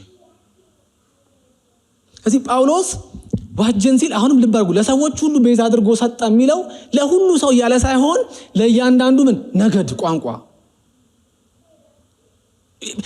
ኢየሱስ የአቦ ሰጥ ሞት አልሞተም። በቃ ሞቶ የዳነ ይዳን ብሎ አይደለም የሞተው። ሰው እንኳን ሲሰራ ግብ አለው አይደል? ሰው እንኳን ሲሰራ ዓላማ አለው ሊያሳካው የሚፈልገው እና እግዚአብሔር ከቋንቋ ከነገድ ሰዎች የሱ የሆኑት ይድኑ ዘንድ ኢየሱስ ክርስቶስ መስቀል ላይ ነው መስዋዕት ሆነ እና በጊዜው ልክ በሆነው ሰዓት እግዚአብሔር ምን ያደረገው? ገለጠው። ለዛ ነው የሚለው ይህም በትክክለኛው ጊዜ ምን ሆነ? ተመስክሮለታል። በመለኮታዊ ቀጠሮ በስላሴ እቅድ እግዚአብሔር ይሆን ዘንድ ባቀደው ቀንና ሰዓት ምን ሆኗል? ተፈጽሟል። እኔም ይላል ጳውሎስ ለዚህ ነገር የምስራች አብሳሪና ሐዋርያ እንዲሁም ለአሕዛብ የእውነተኛ እምነት አስተማሪ ሆኜ ተሾምኩ። እውነቱን እናገራለሁ አልዋሽም። እና ጳውሎስ ከጢሞቴዎስ ሲጽፍለት አሁን ጢሞቴዎስ ቻሌንጅ አለበት። እዛ ያሉ የህግ መምህራን ኖ ኢየሱስን መቀበል ጥሩ ነው ግን ሲደመር ምን ህግ እያሉ ነው። ከዛ በዚህ በኩል ደግሞ ጳውሎስ የመሰከረለት አለ ኢየሱስ ብቻውን በቂ ነው ሚል ምስክርነት አለ። ጢሞቴዎስ ምናልባት መሃል ሐሳብ ላይ ሆኖ ሊሆን ይችላል። በዚህ ሆነ ነገር ይሉታል፣ በዚህ ጳውሎስ የሆነ ነገር ይለዋልና ጳውሎስ እያለ ያለው ምንድነው? የኔን አቅጣጫ ተከተል። ለምን ጳውሎስ ያላችሁት እንደሆነ እኔ ለዚህ ነገር ፈቅጄ ሳይሆን መርጬ ሳይሆን እግዚአብሔር ራሱ የምስራች አብሳሪና ሐዋርያ አድርጎ ምን አድርጎኛል? ሾሞኛል። ደግሞ ለአሕዛብ የእውነተኛ እምነት አስተማሪ ሆኜ ምን አልኩ? ተሾምኩ። ስለዚህ እውነቱን ምን አደርጋለሁ? እናገር። አደራ አለብኝ። ኢንትረስትድ ነኝ። እግዚአብሔር በአደራ ሰጥቶኝ ነው የምናገረው፣ ፈልጌም አይደለም። እንደኔማ ቢሆን ቤተክርስቲያንን በሙሉ ጠቀዬ ምን አደርግ ነበር? አስር ነበር። ደማስቆ ላይ አግኝቶ ነው ምን ያደርገኝ? እግዚአብሔር የመለሰኝ። ስለዚህ ይሄ የእግዚአብሔር ስራ ስለሆነ የእግዚአብሔር ኃላፊነትና አደራ ስለሰጠኝ ምን አደርጋለሁ? እውነቱን እናገራለሁ። ምን አደርግም? አልዋሽም። ስለዚህ ጢሞቴዎስ ልብ አድርግ። የምትመሰክረው ወንጌል የምትመራው ቤተክርስቲያን በዚህ እውነት የተያዘ መሆን አለበት። ስለ ጸሎትና ስለ አምልኮ ስርዓት እያወራሁ መሃል ላይ ስለ ኢየሱስ የምነግርህ የዛ የጸሎትና የአምልኮ ማዕከልና መሰረት ማን ነው? ኢየሱስ ነው። ኢየሱስ ልብ አድርግ። ጢሞቴዎስ ነው የሚለው ማዕከሉ ማን ነው? ኢየሱስ ነው። የሰው አይን ከኢየሱስ ላይ ለቅጽበት እንኳን መነሳት የለበትም። አችሁ የዚህ ዘመን ችግር የቤተ ክርስቲያን አሁን ችግር ብዬ ነው የማምነው የቅድስና ችግር። ሰው በኢየሱስ ጸደቅኩ ካለ በኋላ ቅድስና ላይ እኔ ነኝ ይላል። አይኑን ከኢየሱስ ላይ ምን ያደርጋል? ያንሳል። መጽሐፍ ቅዱስ ሲናገር እሱ ጽድቃችን ቅድስናችን ነው ይላል። ቅድስናችን ራሱ ማን ነው? በማለት መሰለ ይሁን አንሰራም እያልኩኝ አይደለም ያለው ከኢየሱስ ጋር በመንፈሱ ፍሬ እናፈራ ማለት ይሄ ፍሬው ራሱ የመንፈስ ፍሬ ነው። የምንቀደሰው ራሱ አይናችን ላይ ከሆነ ነው፣ ኢየሱስ ላይ ከሆነ ነው። እና ጳውሎስ ልብ አድርግ ነው ጢሞቴዎስ ልብ አድርግ። እኔ ማቀርብልህ መልእክት ሰማያዊ መልእክት ነው። የኔ ሹመት ከማን ነው? ከእግዚአብሔር ነው። ጳውሎስ በጣም ነው የሚገርመኝ። ሹመቴ ከእግዚአብሔር ነው፣ መልእክቴ ማን ነው? ኢየሱስ አለ ወይ እላለሁ። በዚህ ዘመን እውነት ኖርማል አስተማሪ ራሱ እኔ ሹመቴ ከላይ መልእክቴ ኢየሱስ የሚል ሰው አለ ወይ? እውነት በዚህ ልክ ጳውሎስ ይላል ሹመቴ ከላይ ከእግዚአብሔር ዘንድ ነው፣ የስብከቴ ማዕከል እና ደግሞ ዋና ነገር ማን ነው? ኢየሱስ ነው ይላል። ከዛ መለስ ይላል ጳውሎስ ከ1 እስከ 2 ስለ ጸሎት ካወራን በኋላ ከ3 እስከ 4 እስከ 7 ይቅርታ አድርጉልኝ፣ ከ1 እስከ 2 ስለ ጸሎት፣ ከ3 እስከ 7 በእግዚአብሔርና በክርስቶስ ኢየሱስ ስለተሰራው ስራ የጸሎትና አይደል የአምልኮ ማዕከል ስለሆነው ስለ ክርስቶስ ኢየሱስና ስለ እግዚአብሔር ስራ ምን ያደርጋል አወራልን። መሀል ላይ ከ3 እስከ 7 ለ4 ቁጥር ያህል ከዛ ወደ ዋናው ጉዳዩ ይመለሳል። እንግዲህ ወንድሞቼ ሆይ ወንዶች ሁሉም እንግዲህ ወንዶች በሁሉም ቦታ ያለ ቁጣና ያለ ክርክር የተቀደሱ እጆቻቸውን ወደ ላይ በማንሳት እንዲጸልዩ ይፈልጋሉ ይላል። አይ ነው ወደ ገደለው ምናምን እያላችሁ ይመስለኛል። ምንድን ዳር የምትለው ሁሉም የተገደለ ነው እዚህ ውስጥ ያልተገደለ ነገር የለውም። አሁን ሁሉም እዚህ ውስጥ የተገደለ እና አይዟችሁ አንቀጥለውም እስከ መጨረሻው እስከ ተወሰነ ቁጥር ነው የምንሄደው። ስለዚህ እንግዲህ ወንዶች በሁሉም ቦታ ያለ ቁጣና ያለ ክርክር የተቀደሱ እጆቻቸውን ወደ ላይ በማንሳት እንዲጸልዩ ፈልጋለሁ ይላል። የት ነው የሚለው? በሁሉም ቦታ የስፍራ ገደብ የለውም። ኤፌሶን ላለችው አይደለም፣ ቆላሲያስ ላለችው አይደለም፣ በሁሉም ስፍራ የመጋቢያን መልእክት ናቸው እነዚህ ብለናል። ሶስቱ መጽሐፍት በሁሉም ስፍራ በሁሉም ቦታ ፕሪስክራይብድ ነው። ይሄ ትእዛዝ ነው፣ ለፈለገ አይደለም። በሁሉም ስፍራ በሁሉም ቦታ ወንዶች ያለ ቁጣና ያለ ክርክር የተቀደሱ እጆቻቸውን ወደ ላይ በማንሳት እንዲጸልዩ ፈልጋለሁ ይላል። ይሄ ማለት ሴቶች እጆቻቸውን አንስተው አይጸልዩ ማለት አይደለም። በነገራችን ላይ ወንዶች ስላለ ሴቶች አይልም ማለት፣ ሴቶችም እጆቻችሁን አንስታችሁ መጸለይ ትችላላችሁ። እግዚአብሔር ይመስገን።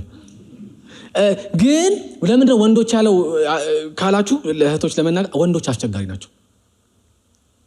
ቁጣና ክርክር የወንዶች ነው፣ የሴቶች አይደለም። በጣም ወንድ አስቸጋሪ ነው። ወንድ በሀሳብ ሲከራከር የእሱን ትክክለኝነት ለማስረዳት የሚሄድበት ርቀት ረዥም ሊሆን ይችላል። ስለዚህ በሀሳብ ግጭት ሲፈጠር ክርክር ይበዛል፣ ቁጣ ምን ያደርጋል? ይበዛል። ስለዚህ ይሄ ብዙ የሴቶች ችግር አይደለም። ስለዚህ የወንዶች ችግር ስለሆነ ምን ይላል? ወንዶች ይላል አይደል? በሁሉም ቦታ ያለ ቁጣና ያለ ክርክር እንዲያመልኩ ነው የሚፈልገው። ቁጣና ክርክር ምን አድርጉ? ቀንሱ። ይሄ የእናንተ ችግር ስለሆነ ነው ይላል። ይሄ ቅዱስ የሚለው የሚያመለክተው የተቀደሱ እጆቻችሁን ሲል እጅን ብቻ ሳይሆን ልብንም ነው የሚያመለክተው። እጅ ማንሳት አይደለ? ሰረንደር፣ እግዚአብሔር መለመን፣ ማመስገን ነው። በዛ ምልክት ውስጥ ልብም አብሮ ንጹህ ሊሆን ቅዱስ ሊሆን ይገባል። ምን በማስወገድ የተባለ እንደሆነ ቁጣና ምን ክርክር እና ቆም ብላችሁ አስቡት። ቁጣና ክርክር ወንዶች ላይ ይበዛል፣ በተለይ በሀሳብ ግጭት ሲኖር፣ የሀሳብ ልዩነት ሲኖር እና ጳውሎስ ይሄ በፍጹም ቂም መያዝ፣ ይሄ ጥላቻ፣ መራርነት እውነተኛ አምልኮን ምን ያደርጋል? ይረብሻል። ስለዚህ ይሄን ወንዶች ምን አድርጉ? አስወግዱ። ይሄን አስወግዳችሁ ነው እግዚአብሔር ፊት ማድረግ ያለባችሁ፣ መቅረብ ያለባችሁ። አለበለዚያ እግዚአብሔር ጸሎቱ ምን ያደርገው? አይቀበለውም። ማለት እግዚአብሔር እንትን አይደለም፣ ይውላችሁ እንዳልኳችሁ ቬንዲንግ ማሽን አይደለም እንደሚወራለት፣ እንደዛ አይደለም። እግዚአብሔር ከአፍ ጋር ልብን ምን ያደርጋል? ይፈልጋል። እግዚአብሔር ይጠይቃል ልብን። ለምሳሌ ምሳሌ 28 ላይ ሲናገር ሕግን ይላል፣ ወይም ደግሞ ማይ ኢንስትራክሽንስ ትእዛዜን ማለት ነው፣ ላለመስማት ጆሮውን የሚደፍን ጸሎቱ እንኳ አጸያፊ ነው ይላል። ምን ማለት ነው? የእግዚአብሔርን ቃል መስማት የሚደብረው ሰውዬ ጸሎቱ አጸያፊ ነው ይላል። ምን ታደርጉታላችሁ? ይሄ ስለማይቀየር ሁለተኛው አጸያፊነቱ ራስ መቀየር ነው። የእግዚአብሔርን ቃል ማንበብ፣ ለመማር ሁልጊዜ ክፍት መሆን፣ የእግዚአብሔርን ቦታ መስጠት አለ። ታዲያ እንዴት ነው እግዚአብሔር የምናውቀው? አሁን እኮ ቅድም አለ በራስ ማስተዋል አትደገፍ፣ በፍጹም ልብ በእግዚአብሔር ታመን አይደል? እርሱን እወቅ፣ መንገድ ምን ያደርግልሃል? ስለዚህ የሰው መንገዱ ይቀና ዘንድ ማንን ነው የሚያውቀው ከተባለ አየለችን አይደለም አይደል? አየለችን ለትዳር ይጠቅመው ይሆናል። መንገዱ ይቀና ዘንድ ግን የሚያውቀው ሰው ማንን ነው? እግዚአብሔርን። የሚያውቀው በምንድን ነው ከተባለ በቃሉ ነው። ሌላ በምን ያውቀዋል? አይደል? ሚዲያ ላይ ወጥተው የሚዘባረቁት አይደለም። እንትን ዓለምን አሸከመኝ እንትን አደረገኝ ምናምን የሚሉት ህልመኞቹን አይደለም። ማን እንዳሸከማቸው ለይቷል እነሱ። እግዚአብሔርን ግን የምናውቀው በማን ነው? በቃሉ። ስለዚህ ሕጌን ላለመስማት ጆሮን የሚደፍን ሰው ጸሎቱ እንኳ አጸያፊ ነው። ኢሳይያስ ምዕራፍ 1 ላይ ሲናገር እንዲህ ይላል፣ እጆቻችሁን ለጸሎት ወደ እኔ ስትዘረጉ ይላል። እጆቻችሁን ለጸሎት ወደ እኔ ምስሉ ስትዘረጉ ይላል፣ ዓይኖቼን ከእናንተ ሰውራለሁ። ልክ እጃችሁ ስትዘረጉ ዓይኔ ምን አደርጋለሁ? ፊቴ ዞር አደርጋለሁ። ለምን? አብዝታችሁ ብትጸልዩም እንኳ አልሰማችሁም። ዓይኔን ብቻ አይደለም ማዞረው፣ ጆሮ የራሱ ለጸሎታችሁ ምንድን ነው? ዝግ ነው፣ አይሰማችሁም። ለምንድነው እንደዛ የሚሆነው? ጳውሎስ ኢሳይያስ ይቅርታ፣ እጆቻችሁ በደም ተበክለዋል፣ ታጠቡ። እግዚአብሔር የሚመለከው በነገረን መሰረት ነው። ቅዱሳን ሞኛን ነው፣ አናሱ ሞኝ ነው። እንደፈለግኩ በሆነ የጌታ ቤት እኔ በቃ እያመለኩ ነው ጉባኤ ሲረብሽ አይደለም። ስርዓት ያለው ምን አምልኮ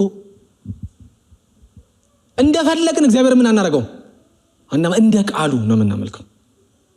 እንደተሰማን አይደለም የምናመልከው፣ እግዚአብሔር እንደ ቃሉ ነው የምናመልከው። ለዛ ነው እጃችሁ በደም ተበክለዋል የሚበሉ ታጠቡ፣ ራሳችሁንም ምን አድርጉ? አንጹ፣ ክፉ ስራችሁን ከፊቴ አርቁ፣ ክፉ ማድረጋችሁን ተዉ፣ መልካምን ማድረግን ተማሩ፣ ፍትህን እሹ፣ የተገፉትን አጽናኑ፣ አባት ለሌላቸው ቁሙላቸው፣ ለመበለቶችም ተሟገቱ። ከዛ በኋላ ስለ ጸሎታችሁ ምን እናደርጋለን? እናወራለን። ወንዶች በጉባኤ ለሁሉም ነው፣ አሁን ለእኛም የሚሰራ ነው ማለት። በጉባኤ ለመጸለይ ስንመጣ ቁጣና ክርክር ከኛ ሊወገድ ይገባል። መራርነት፣ ቂም፣ ጥላቻ ከኛ ሊወገድ ይገባል። ቀላል ነው አይደለም? ግን ምን አማራጭ አለ? አይሰማማ። በዚህ መልኩ ጸሎት ይዘን ብንቀርብ አጸያፊ ነው የሚሆነው ጸሎቱ። እግዚአብሔር ምን ያደርገው? አይቀበለውም። እና ወንዶች ልክ መሆን በጣም ይወዳሉ። እንግዲህ መጽሐፉ ነው የሚለው ልክ መሆን ይወዳሉ። እሱ ነው የሚያከራክራቸው። እና ይሄን አንዳንድ ጊዜ ታቸው ትንሽዬ ጉዳይ ወንዶች ይጋበዛሉ ለድብድብ። መኪና ላይ አይገጥማችሁም? በተለይ መኪና አሁን እኛ ሀገር እንደውም ደህና ውጪ ኖራቸው የመጣችሁ ሰዎች ታውቃላችሁ። በጣም ሮድ ሬጅ አለ ይባላል። ውጪ በቃ መሳሪያ ይዞ ሊወጣ ይችላል። መንገድ ከቶፍ አረከኝ ምናምን ብሎ እንዴ እኔ ወደኋላ ተመልሼ ታልፋለህ ወንድም አለም መሳሪያ ችግር የለውም እኔ አስቀየምኩ ምንድን ቴስት እኮ ነው አይደል? በቃ አሁን እንትን ነው አለ ልክ ነኝ እኔ ነኝ ልክ የሆንኩት የሚል ቴንደንሲ ስላለ ያ ሊወገድ ይገባል። እሱ አይሆንም። እና ደግሞ ያዕቆብ ሲናገር የሰው ቁጣ የእግዚአብሔርን ጽድቅ ምን ያደርግ? በቃ ይህን በሀሳብ ሳትግባቡ ስትቀሩ እንኳን ወንዶች ቂም አትያዝበት። በቃ የመሪዎች ጉባኤ ላይ ሊሆን ይችላል፣ የኳየር ጉባኤ ላይ ሊሆን ይችላል፣ የሆነ የአገልግሎት ጉባኤ ላይ ሊሆን ይችላል። ሀሳብ ልዩነት ራሱ ሲመጣ ኦኬ የእኔ ቁጣ የእግዚአብሔርን ጽድቅ ምን ያደርግም እናስረዳና ከዛ በኋላ ምን ተውት። ዋናውን ነገር የሚሳትርጉ ማለት ይሄ አገልግሎት ከሆነ ያጋጫችሁ፣ ዝማሬ ከሆነ ያጋጫችሁ፣ ፕሮግራም አመራር ከሆነ ያጋጫችሁ፣ የሆነ ዶክትሪን ከሆነ ያጋጫችሁ አትርሱት። ዋናው ግብ እግዚአብሔርን ማድረግ ነው፣ ማምለክ ነው። አትርሱት። አሁን ረሳዋለን። ሰይጣንም ጎበዝ ነው፣ አሳይመንት ይሰጣል ካምልኮ። ከዛ ማታ ገብተን ራሱ አንጸልይም። አንዳንዴ እንዲህ በለኝ እኔ ልኩንማ አሳየዋለሁ ምን እንባባላለን። በቃ ሰይጣን ጨረስኩ ስሬ ይላል። አንዳንዶቻችን የምንሄድበት ርቀት ደግሞ ሰይጣን ራሱ ይገርመዋል። ይቻላል እንዴ ምን አይነት እንደዚህ ግራ ሊገባው ይችላል። እሱም ጳውሎስ አደራችሁን ነው የሚለው፣ አደራችሁን። ይሄ የቤተ ክርስቲያንን ጸሎትና አምልኮ ያውካል። ቂመኛ የሆነ ጥላቻ ያለው መራር የሆነ ሰው ቤተ ክርስቲያን ውስጥ ይጸልያለሁ ቢል አንድ እግዚአብሔር ጸሎቱን አይሰማውን ብቻ አይደለም፣ ጉባኤውን ራሱ ምን ያደርጋል? ያውካል። ጉባኤውን ይረብሻል። ስለዚህ ሰዎች በተለይ ወንዶች ልብ አድርጉ ይላል። ከዛ ስለ ሴቶች ሳላወራ ብጨርስ ጥሩ ስለማይሆን 9 ላይ እንዲሁም ይላል። እንግዲህ አብሮ ለምን ወንዱ ብቻ? እንዲሁም ሴቶች በጨዋነትና ራስን በመግዛት ተገቢ የሆነ ልብስ ይልበሱ እንጂ በሹርባ ወይም በእንቁ ወይም ዋጋቸው ውድ በሆኑ ልብሶች አይሽቀርቀሩ ይላል። በጣም ነው የወደድኳት ቃል። አይሽቀርቀሩ ነው የምትለው። አሁን 8 ላይ ወንድ የሚፈተንበት ቁጣና ምንድን ነው? ክርክር፣ ልክ ነኝ ባይነት፣ ያ ወደ ቂም ወደ መራርነት ይመራል እንዳለ ሁሉ ሴቶች ደግሞ የሚፈተኑበት ነገር ምንድን ነው? መሽቀርቀር አይደል? በእርግጥ እውነት ሴቶች ብቻችሁን አይደላችሁም። በዚህ ዘመን ወንዶችም አብሯቸዋል አይደል? አረንጓዴ ሱፍ ለብሶ ለስብከት የሚቆም የዚህ የሆነች ነገር አድርጎ ጸጉሩ እንደዚህ ሾል ብሎ ምናምን የሚቆም እና እኔ ከስብከቱ ይልቅ ለራሱ ተክለ ሰውነቱ ላይ የተዘጋጀ ይመስለኛል። ብቻችሁን አይደላችሁም ለማለት ለወንዶች የሚሰራ አንፎርቹኔትሊ በጣም አሳፋሪ ነው። ባይዘው ደስ የሚል አይደለም፣ አሳፋሪ ነው። ግን ሴቶች የሚፈተኑት መሽቀርቀር ነው።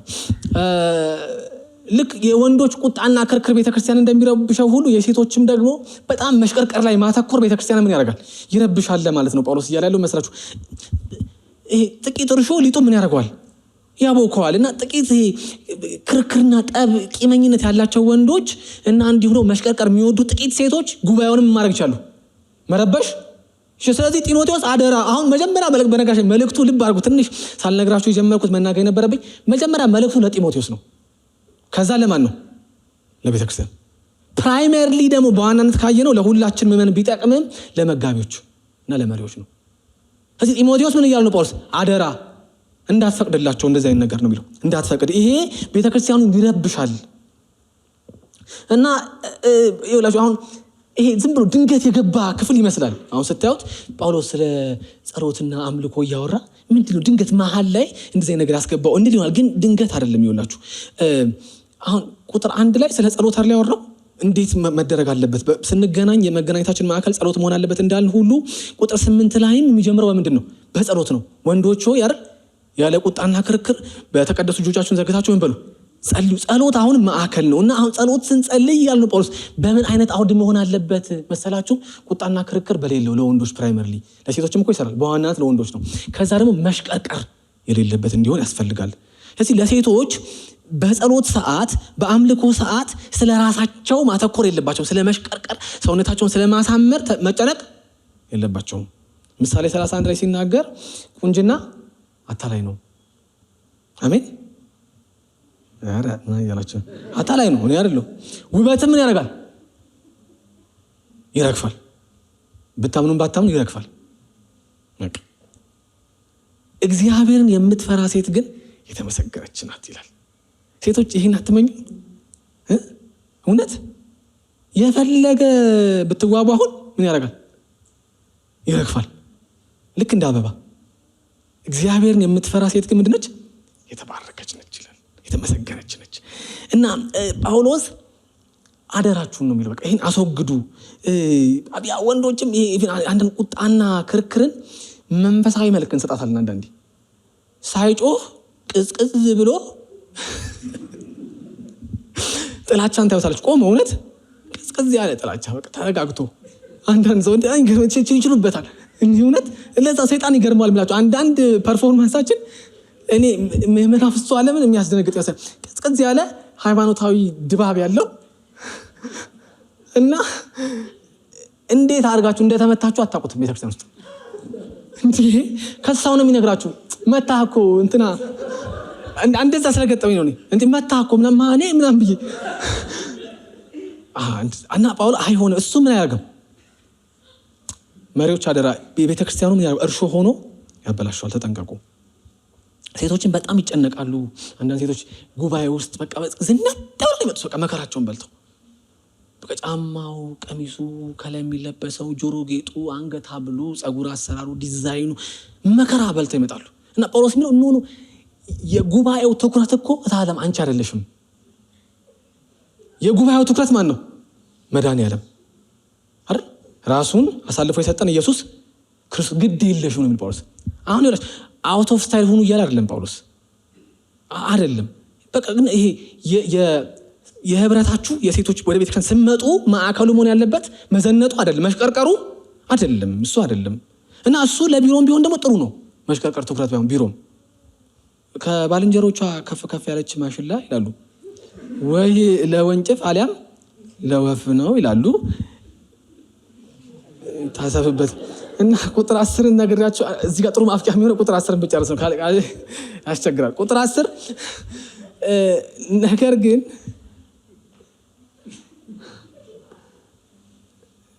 እግዚአብሔርን እናመልካለን የሚሉ ሴቶች ሊያደርጉ እንደሚገባ በመልካም ተግባር ይዋቡ። ስለዚህ አሁን ጳውሎስ እንዴት ያርጉ ታዲያ እህቶች ከተባለ ምን ይላል ጳውሎስ ሲናገር? እግዚአብሔርን እናመልካለን የሚሉ ሴቶች ሊያደርጉት እንደሚገባ በመልካም ተግባር ምን ይበሉ? ይዋቡ። ስለዚህ እህቶች ውበታችሁ ነው የሚለው ጳውሎስ። ጆሮ ጌጥ አይሁን፣ የአንገት ሐብል ታኮ ጫማ አይሁን፣ ቀርቶ ከሆነ አላውቅም። መልካም ምግባር ይሁን። አይገርም? በምግባር በትዕግስት በትህትና አይደል፣ በለጋስነት በቅንነት ምን በሉ? ተዋቡ ይላል። ተዋቡ። እግዚአብሔርን የምታመልክ ሴት አይደል ግባ የሚሆነው እግዚአብሔርን ማድረግ ነው፣ ማላቅ ነው አይደል፣ እግዚአብሔርን ማሳየት ነው በህይወቷ የሚሆነው እንጂ ሽቅርቅር ብላ መስቀሉን አትሸፍነውም። ምክንያቱም አንዳንድ ቦታ ተሽቀርቅረው መድረክ ላይ የሚወጡ ሴቶች ከዛ በኋላ እኮ አብዛኛው ወንድ በተለይ ያላገባው መስቀሉን ለማየት ይቸገራል አይደል። ኢትስ ናት አፕሮፕሪየት። ምን ማድረግ ነው? መሸፈን ነው የሚሆነው መስቀሉ ማለት ነው። እና አደራ በመልካም ምግባር ተዋቡ። የአምልኮን የጸሎትና አምልኮ ማዕከል የሆነውን የቅዱሳንን ህብረት እናንተ ማዕከል በመሆን ምን አታርጉት? አትረብሹት፣ አትሸፍኑት። ይልቁንም መጽሐፍ ቅዱስ የሚያዘውን የእግዚአብሔር ቃል የሚናገረውን በመፈጸም በሐሳብ በንግግርና በድርጊት በማሳየት በዚህ በመልካም ምግባር ምን በሉ? ተዋቡ። የእናንተን ውበት ሳይሆን የኢየሱስን ውበት ምን አድርጉ? አሳዩት። እኔ አስፋሽቷል የማዘር ትሬዛን አይነት ውብ ሰው አለ አሁን አይደል? በጣም እኮ የሚገርሙ ሴት ናቸው።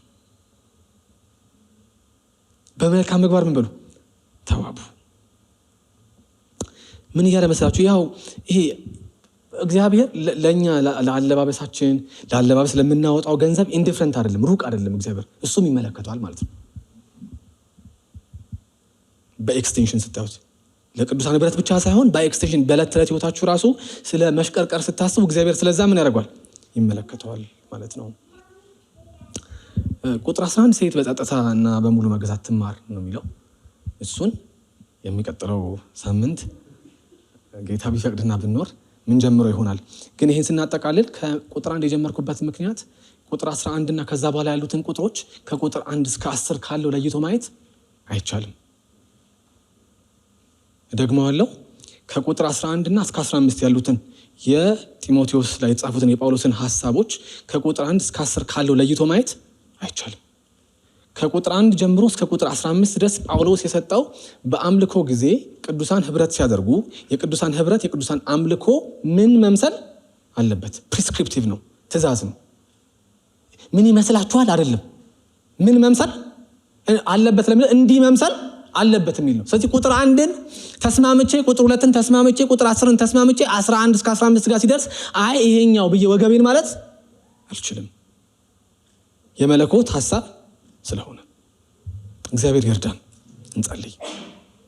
እግዚአብሔር አምላካችን አባታችን ሆይ ስለማዳንህ እናመሰግንሃለን። ጌታ ሆይ ደግመን ደጋግመን እግዚአብሔር ሆይ በልጅህ በክርስቶስ ኢየሱስ ስለሰራኸው ስራ ተመስገን። ስምህ ከፍ ይበል። በልጅህ ጻድቅ ስላደረግከን እናመሰግንሃለን።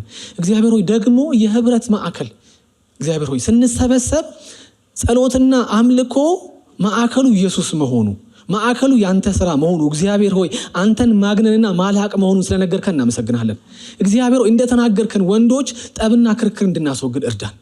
እግዚአብሔር ጠብን፣ መራርነትን፣ ክርክርን እኔ ትክክል ነኝ ማለትን እግዚአብሔር ጉባኤውን የሚረብሽን ጸሎትን አምልኮን የሚረብሸውን እንደ እርሾ ሆኖ የሚያበላሻውን ይህንን ከላያችን ላይ አንሳልን። በዚህ የምንቸገር ሰዎች ብንኖር ጌታ ሆይ ይህንን ንቀልልን። እግዚአብሔር ሆይ መሽቀርቀር የሚያስቸግረን ሰዎች ብንኖር ወደ ጉባኤ ወደ ቅዱሳን ህብረት ስንመጣ በግል ህይወታችን ብቻ ሳይሆን በዋናነት በጉባኤ በቅዱሳን ህብረት ስንገናኝ እግዚአብሔር ሆይ መሽቀርቀር ምለብሰው ማረገው ብለን ራሳችንን የምናተኩር ከሆነ ራሳችንን የትኩረት ማዕከል የምናረግ ከሆነ እግዚአብሔር ሆይ ይህ እንደተናገርከን በቃል ጌታ ሆይ ጉባኤ ይረብሻልና እርሾ ሆኖ የቅዱሳንን ጸሎትና አምልኮ ይረብሻልና ጌታ ሆይ ይህንንም ከላያችን ላይ አንሳለን። ይህንን ጊዜና ቦታ የማይገድበውን መለኮታዊ እውነት ስለነገርከን እናመሰግናለን። እግዚአብሔር ሆይ በፊትህ የምናደርገው ጸሎትና አምልኮ ያማረ ይሆን ዘንድ አስወግዱ ብለህ ማስወገድ ያለብንን ስለነገርከን ተመስገን። ማስወገድ ይሆንልን፣ መጣል ይሆንልን፣ ጸጋ ያግዘን። እናመሰግንሃለን። በልጅ በክርስቶስ ኢየሱስ ስም አሜን።